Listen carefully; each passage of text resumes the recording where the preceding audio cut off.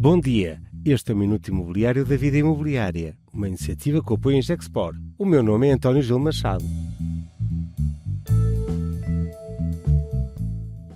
Bom dia, este é o Minuto Imobiliário da Vida Imobiliária, uma iniciativa que apoia a Gexpor. O meu nome é António Gil Machado. Engenheiro Reis Campos, Presidente da Confederação Portuguesa da Construção e do Imobiliário. Foi um ano positivo, mas desafiante, e que lança reptos de futuro para 2025. Qual é o balanço possível? Olha, como disse, o ano 2024 revelou-se positivo no setor da construção e do imobiliário, com a maioria dos indicadores a refletir e a registrar essas variações favoráveis.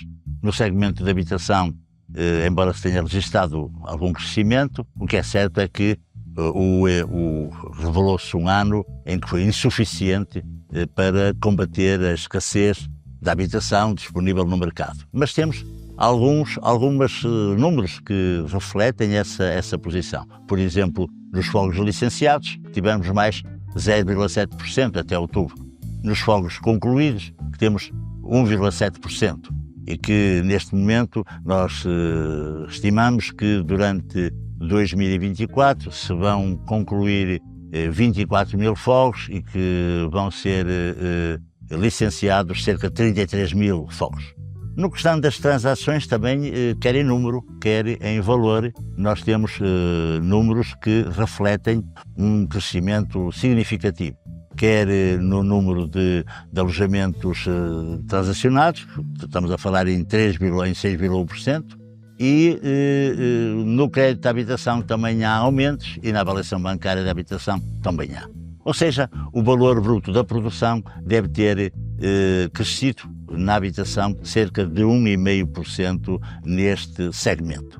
Se falarmos no segmento da não residencial, verifica-se que há um pouco crescimento, mas mesmo assim, quer no número de edifícios, quer no valor desses edifícios, estamos a falar que é naqueles que foram concluídos e naqueles que foram licenciados também há um ligeiro aumento no ano 2024. O mesmo não sucede com engenharia civil ou obras públicas, em que o crescimento aí é mesmo significativo e estamos a projetar o ano de 2024 com um crescimento da ordem dos 5,1%. Ou seja, nós em 2024, em termos de concursos de obras públicas promovidos, estamos a falar em cerca de 7 mil milhões e em termos de concursos adjudicados e concursos celebrados, estamos a falar em cerca de 4 mil milhões. Ou seja, um ano excepcional em termos do que foi os anos anteriores. E estamos a pensar que aquilo que tínhamos estimado, que o valor da produção do setor em 2024 deve ter crescido cerca de 3%. Portanto, são números importantes e que nos fazem prever para o ano de 2025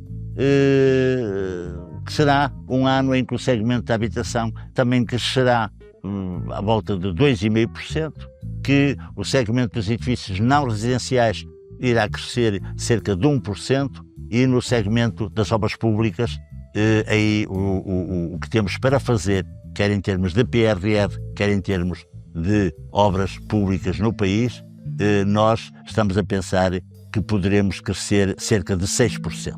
Ou seja, há de ser um ano em que o setor da construção e do imobiliário vai ter um peso e um crescimento esperado no PIB português. Há medidas que nós entendemos que são necessárias e que já durante 2024 as esperávamos, e eu estou a falar da questão de alterações legislativas, que é o caso do Código dos Contratos Públicos, que nós prevemos que haja algumas alterações. Já houve algumas no que diz respeito, por exemplo, ao Tribunal de Contas. Na questão do Simplex temos sentido que há, evoluções. Ainda há pouco tempo foi aprovado a Lei dos Solos. Portanto, tudo isto, naturalmente, são medidas que fazem parte do Construir Portugal e que neste momento temos interesse que sejam rapidamente colocadas no terreno. Há um ponto que é para nós fundamental, que é a questão fiscal, que é a questão do IVA na reabilitação e na construção, que não foi aprovado no âmbito da discussão do Orçamento de Estado, mas é uma medida que é a única medida que poderá potenciar e dinamizar o mercado de habitação. Portanto, nós esperamos que este Governo a coloque novamente em discussão para aprovação, quer o IVA para a reabilitação urbana, que deve ser abrangente para todo o território e sem, digamos,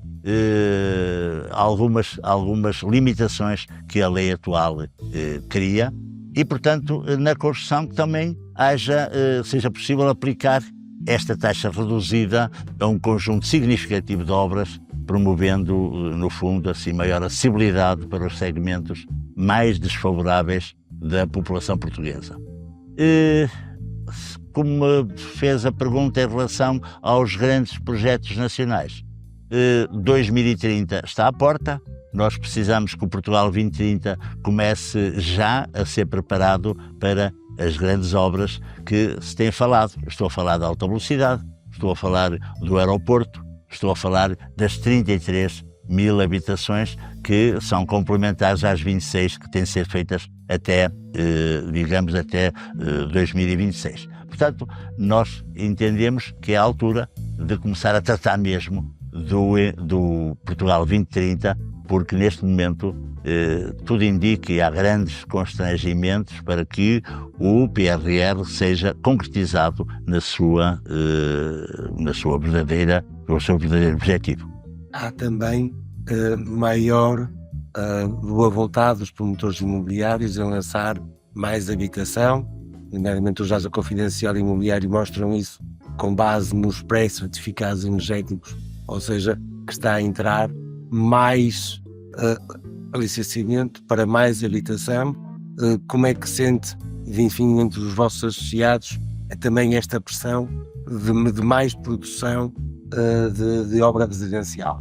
Nós entendemos que o ano 2025 pode ser um ano e deve ser um ano digamos, em que se concretize um conjunto de investimentos e a promoção de habitação não seja só aquela que será destinada e que será de origem, digamos, do Estado, mas também dos próprios investidores e dos promotores imobiliários. Portanto, nós entendemos que o ano 2025 pode ser um ano bom, um ano em que se concretize o PRR, em que seja resolvido os problemas que constrangem essa realização e que está neste momento em discussão para o princípio do ano já, para obviarmos esta questão, mas também que em caso da habitação e nas obras, nas grandes infraestruturas, seja um ano, digamos, um ano com grandes objetivos. Uma outra questão tem a ver com a iniciativa do Governo, até em responder às confederações, no sentido de colocar regras na imigração para termos mão de obra disponível para todo este novo volume de obra. A medida que o Governo apresentou, no sentido das condições que apresentou para legalizar imigrantes com condições de trabalho e contratos de trabalho e de formação, vão ao encontro das vossas expectativas? Como sabe, a semana passada nós estivemos com o Governo, com 3 ministros, em que estivemos a tratar exatamente dessa questão e nos foi apresentado um documento que estamos a analisar. As confederações estão a analisar esse documento e o nosso setor, o setor da construção e do imobiliário, é de facto o setor, se não for nesse aspecto aquele que mais é carente de mão de obra. Estamos a falar num setor que se estima a necessidade de cerca de 80 mil trabalhadores para o setor, para os trabalhos que estão neste momento por realizar. Por outro lado, também, neste momento já temos cerca de 70 mil imigrantes a trabalhar neste setor. E, portanto, estamos a fazer essa análise.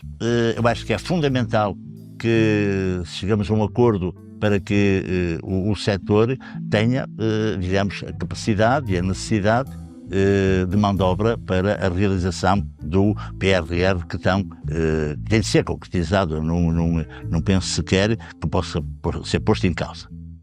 Portanto, este processo é um processo que decorrerá no mês de janeiro para entrar em vigor imediatamente a seguir.